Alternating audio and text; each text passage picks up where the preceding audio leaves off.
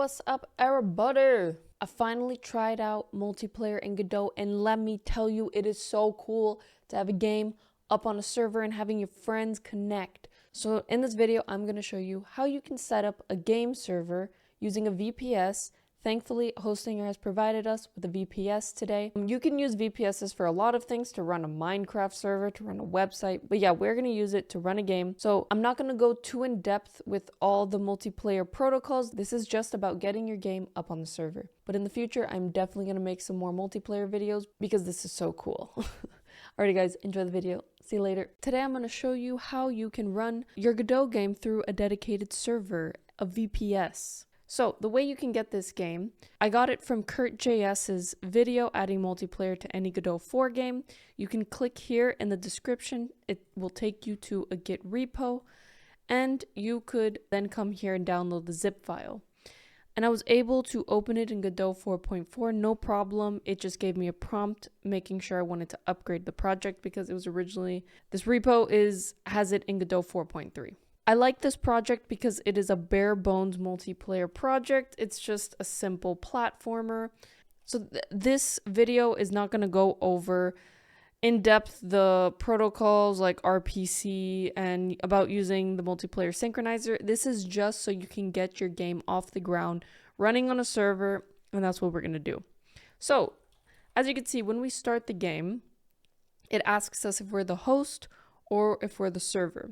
So if we want to test it out, what we can do is we can come here to debug, customize run instances. This is so that let's enable multiple instances, and let's put 2 here. And basically what that does, now when I run the game, it'll run 2 separate instances. And that way I could host it here and join here. And you'll see that it is working. So it's currently connecting to localhost because this is all on my computer. But basically in the future, what we want is we want to connect, instead of localhost, we want to connect to the VPS. If we wanted to automatically make it so that I don't have to press the host button here and the join button here, what we can do is we can use arguments. So I'm going to use the server argument. I'm going to enable. And then we are going to check for these arguments here. So the way that we can get those arguments that we put in the run instances is, let's create a variable args, and it is in the OS get command line arguments. So if we print args, let's actually put this in the ready function so that we can see what it gives us, because this is only running when we press the host. So this is now in the ready function. Let's see what this args is going to give us. So you'll see that the argument is the scene that we are running, and we have this server. So we want to check, and it printed it again because it's running 2 separate instances. So in the ready function, we'll check, we'll make a new variable is server. This is going to be a Boolean. We'll check if the server argument is in args, because this is a vector. Because this is an array. So we're just checking if this string is in the array. If this instance is the server, we want just to automatically run this function, because this function is being run when we press the host button. But I don't want to press the host button. I want it to happen automatically. Else we can press the join button. So now that we've done this, we no longer need to press host and join. So we can get rid of that screen, which is here. So I'm going to delete it. Bam. Okay, quickly go over the architecture of this project. So now that we're doing that automatically, we'll see when the server's created, we use this peer, which we got from here. It is basically creating an eNet multiplayer peer. So we're creating the server at this port, and actually I would like to use the port 8080. I just like this port number. So we're gonna do that. Here, we actually don't need access to the multiplayer UI, so we can get rid of that as well. Okay, so we're creating the server. You can control click into these functions to see what's happening, but this is part of this eNet multiplayer peer class. You could read further into there. So now there's this multiplayer variable, and this multiplayer variable is part of, it's within the node. Okay, so we're setting the multiplayer peer equal to this peer, which is this eNet multiplayer peer. Now we are creating a connection because this multiplayer is going to release a signal peer connected whenever someone joins the server. So when someone joins the server, we are printing that this person has joined the game and it's getting a PID. So if we go into this peer connected, you'll see that when someone connects, it is giving them a unique ID. ID is the peer ID of the new peer. Clients get notified when other clients connect. Upon connecting to the server, a client also receives the signal for the server. And then we are adding a player to the game. So this add player, it instantiates this player class. So if we come here, player is super simple. It's just a square, and it has this multiplayer synchronizer, and this multiplayer synchronizer is just syncing the position of the player. If we got rid of this, we basically wouldn't know where the other players are moving. So that's just the very simple thing that it's doing. Also, when the player enters the peer, you could see in here, we are changing the name of the scene, of the player scene, to its ID number. And this is important. And then we're adding, the player to the scene.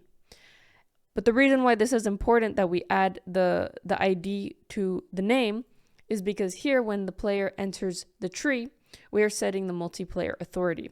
I'm not going to go too deep into this multiplayer authority, but just know that it is important when we're doing specific actions like here, because you got to remember that this physics process is going to be running on the server and on the client instance. But when it's running on the server is not the multiplayer authority, because this is going to be a long number, but the server ID is always 1. So if the server runs this code, it's just going to return because it is not the multiplayer authority. But for the player, it's going to run this code here as well. And this is why, if it's not the multiplayer authority, it is red. So as we could see here, when we run these instances, you could see, since I am the multiplayer authority, I am blue. But if I'm not the multiplayer authority, it is red. And here, it's the opposite. The server is here, it's blue, and it's red because this player is not the multiplayer authority. You don't need to worry about this too much, but I'm just going over the code so you understand. The rest of this is just normal platform logic. So yes, that is what's happening. When we join, we are creating client from that variable, and we are connecting to local hosts. In the future, we're going to connect to the host name from the VPS, and we're just assigning the peer. So we want to create an executable that's going to be run on the server. So the server is going to use Linux. So we are going to create, let's add a new Linux preset. Make sure if you have an error here about the export templates, you need to install those export templates. And the way you can install those export templates is coming here. You need to get your specific version. So right now I'm using 4.4 stable. This is not my version, so I could go to previous versions.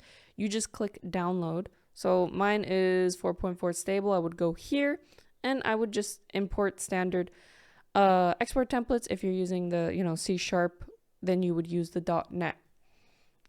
Okay, so the only thing we need to change here when we're exporting it for the server is we need to come to resources and we need to click here, export as dedicated server. But before we do that, this server is not going to have these run instances because this is just for debugging. Instead, what we need to do is we need to determine whether it is the dedicated server. And we will come here if it is the server, or if OS has, not environment, has feature dedicated server, then it is the host.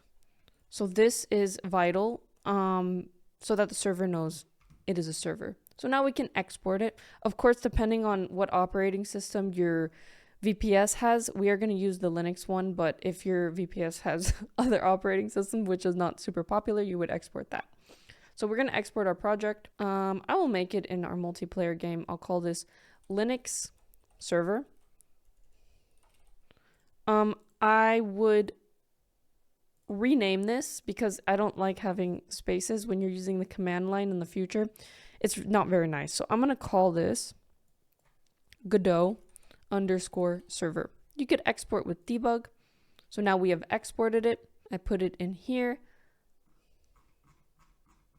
So here's our Linux server. You see it has a .pck file, a .sh file, and an x86-64. Great. So now that we have this, let's go over and set up our VPS. So in this project, we are using the KVM2 VPS. Feel free to use whichever one suits your needs. The numbers after the KVM stands for how many cores there are. So you can go ahead and choose the plan.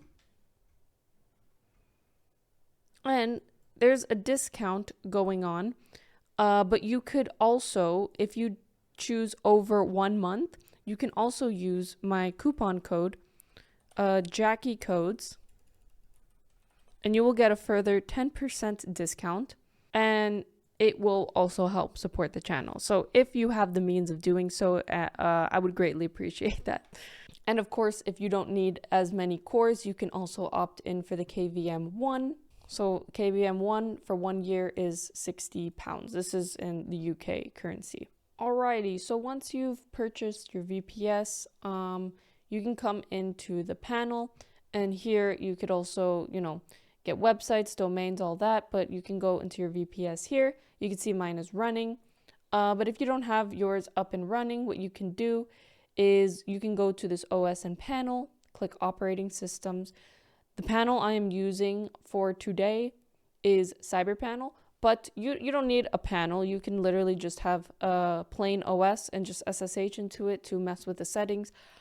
I like having a panel. I'm not well versed in messing around with Linux stuff in the command line, and the panel just makes some of these things a lot easier because you have an interface. So I really like this. But yeah, we are using the CyberPanel that uses Alma Linux 9. And that's why I said make sure you know what operating system the OS is going to use, what operating system your server is going to use. So you could click to download that OS. I am not going to do that. I already downloaded it, but it takes under 10 minutes. Last time I tested it, it took around like 4 minutes.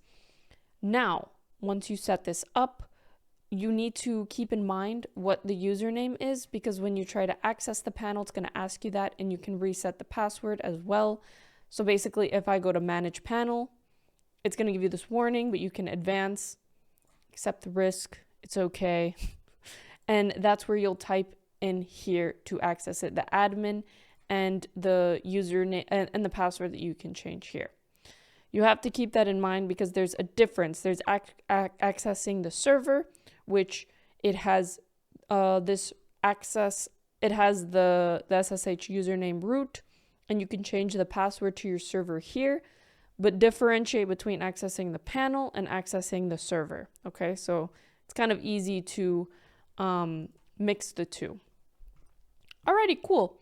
So when you first, I'll show you a clip when I was setting this on stream.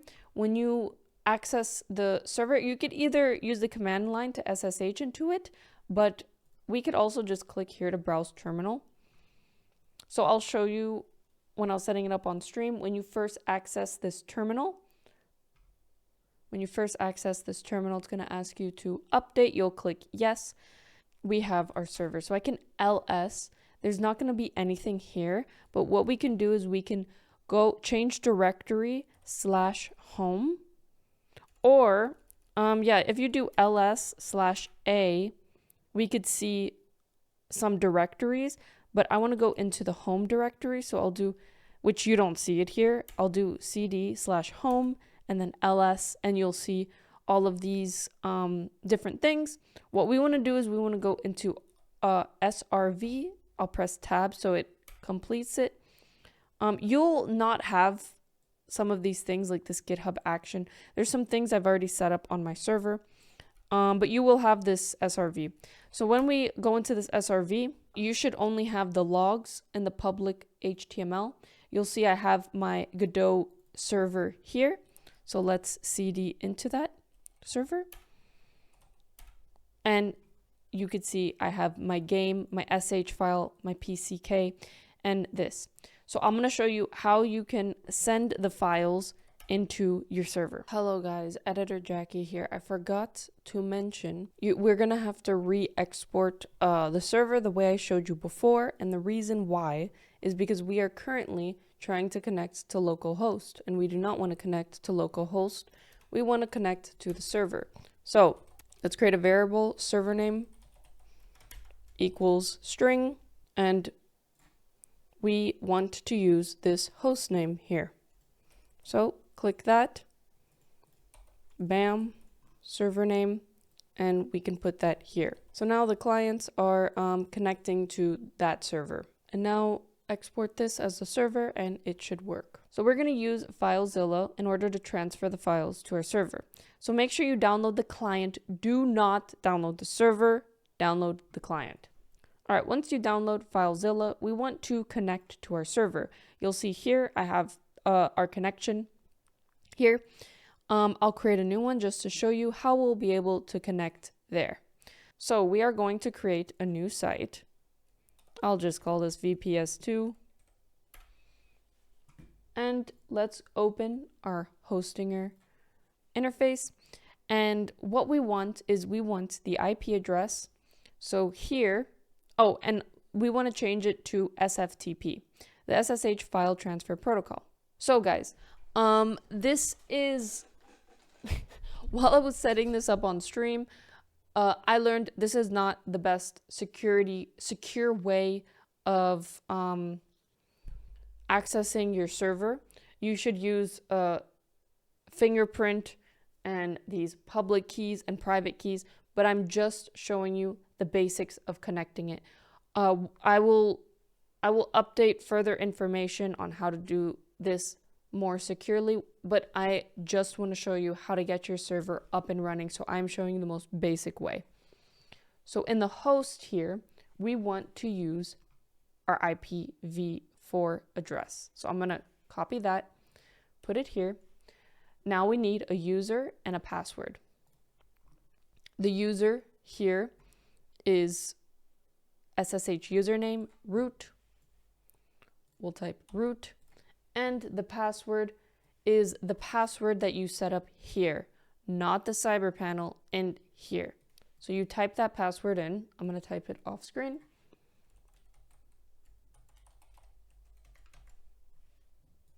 And you press OK. And once you have done that, I'm going to try to connect to that VPS2. It will ask you, it'll tell you it's an unknown host key and you are trusting to connect to this. And now we've successfully connected to our server. And I know this is our server because I'm going to try to access the files we saw when we were using the terminal. So I will press this file here with the 2 dots. It's a little small, but yeah, we'll click this. It basically goes back. Okay. And you'll see this is that first directory we went into, the home. Okay. And then this is the stuff we saw too. Remember, then we went into this SRV. And this is one of my moderators. Ignore this hijacky folder. Thank you, Solar. And this is our server. So if we want to send a file into our server, it is super simple. What we do, so let's send over that Linux server that we just created. Remember, it had the PCK, the SH, blah, blah, blah, blah, blah. So all you got to do is you got to navigate to that folder I showed you, that goes into the SRV, and you simply drag over that folder into there. And you can see down here, it is loading. So we wait for that to load. There you go. Transfer's finished. And now let's go back over here. Let's browse the terminal. All right. cd/home. So now we're in the home folder, ls, cd, srv. Okay. So now we're in this folder, and you could see that we have our Linux server here. Since I'm already running my server, my server is already running this game that I made. So I will show you the clip of me setting up the server while I was on stream. So look, if we want to run our Godot server, you just do this.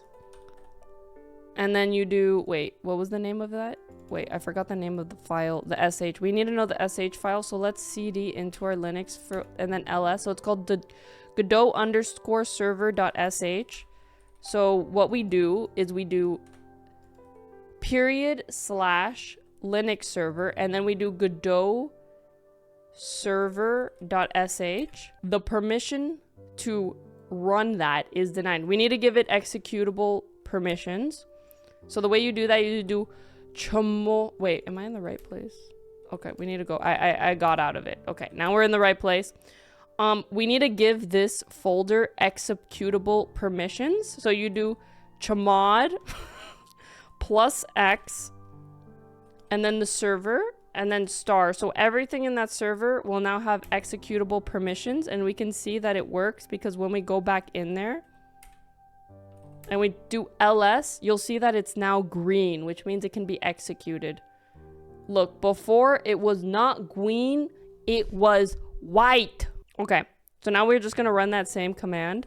This one, /server sh, bam! And now our server is running. So the problem is, now if I run the game, we are connecting, so we're connecting to this because debug is off. But the problem is, it's not gonna say connect because we need to go into the security settings. And this is very easy when you use Hostname, because Hostname makes it so easy. So the way you put the security settings on Hostname, you go to your control panel, manage panel, and you come here to security. You go to firewall. Okay. We'll just put server connect. Yeah, you gotta slay. UDP. This is gonna, if you want to be super secure, I know some of you are very, paranoid with your security. You can make only specific IPs able to join. Like, if I really wanted to be secure, I would make it so that everyone's IP except for Taffy's. Just kidding. But I'm gonna open the server to the world. And you gotta remember what port we're using. We are using port 8080. So you put that port right there. 8080. We add it. So this is the server. And now we gonna connect. It should work. Let's go! We connected to the server! I'm gonna give it to my moderators right now. So basically, after I successfully hosted the server, I created exports for my moderators. One of them uses Linux and the other uses Windows. So when you create the export for people to join as players, you got to make sure you do not export as dedicated server. That is literally the only difference. So you could create, the Linux executable that's not the server. And since I'm using a Windows machine, I'm going to create this. You can ignore this. And normally what you want to do is you want to call it like Windows client. All right. And then basically I sent that over to my mods Here is the Windows client folder. You know, you can double click this. I sent this over to my moderators and they were able to join. Palms sweaty. Oh, look at Biley's in the game! Oh my god, look at Biley! So yeah, guys, this, you see, it's super easy to set this up. Super cool. And they're playing. Okay, sorry, I have to restart the server. So one thing else I want to show you. You can see these are all the connections, but the problem is, like, look, let's now what I'm gonna do is I am going to end the server. And once I end the server, like, that's it. The server is no longer running. I am alone in here now. Okay, yeah, Godot server. So, you do PS, A, pipe, grep, and then you write down, I have to write Godot underscore server. And you can see these things are running right now. We don't want them to run. So we do kill, and we type in the names here. 107, 815. Kill, 107, 818. And now when we run it again, if we want to run the server in the background, even when we close the command prompt, what we do is we run this command that we ran to start the server, but we just put an and at the end. Oh, I think it's because I didn't kill the process properly. We need to exit.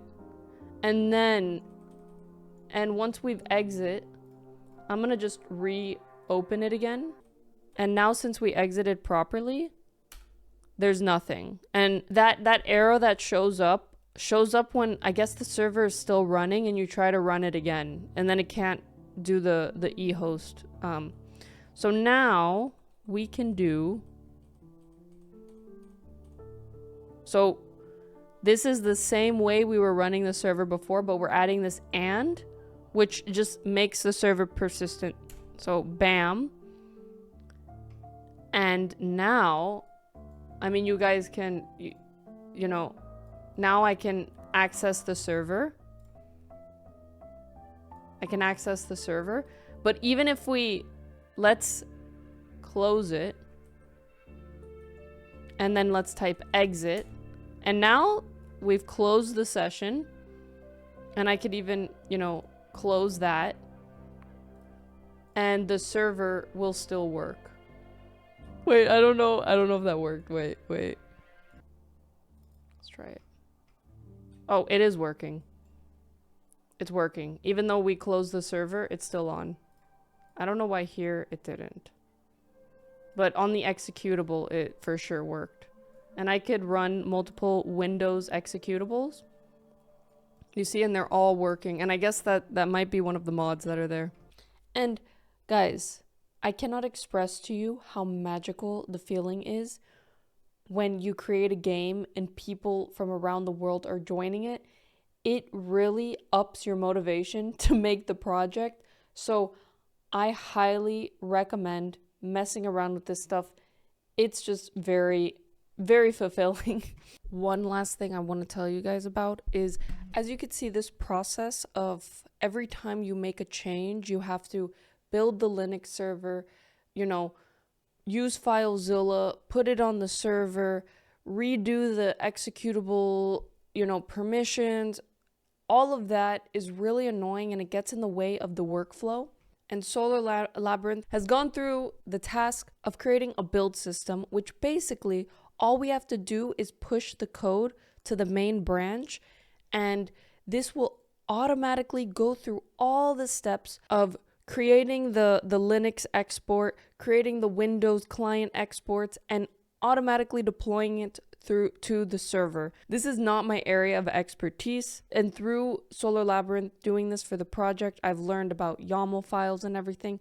But thankfully, Solar has created a blog post explaining how all of this works, and it is really insane. And you could see the steps if we go here to the YAML file.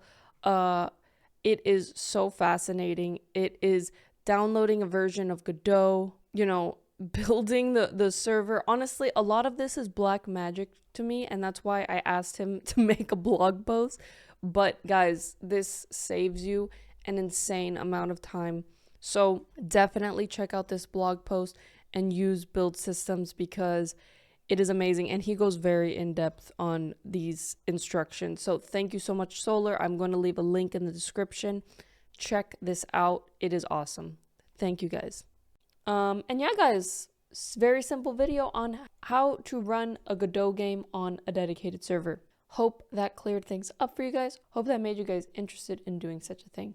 Thank you so much. And yeah, guys, I will see you next time. Let me know if you like multiplayer stuff. I am currently working on a RuneScape-like multiplayer game. So if you're interested in that, let me know. Just wanted to give a big shout out to all the Patreons in here. It's so funny putting them all in the game like this and so many people giving support. Thank you so much. Really appreciate it. Y'all are awesome. But alrighty, guys. See you guys next time. Bye.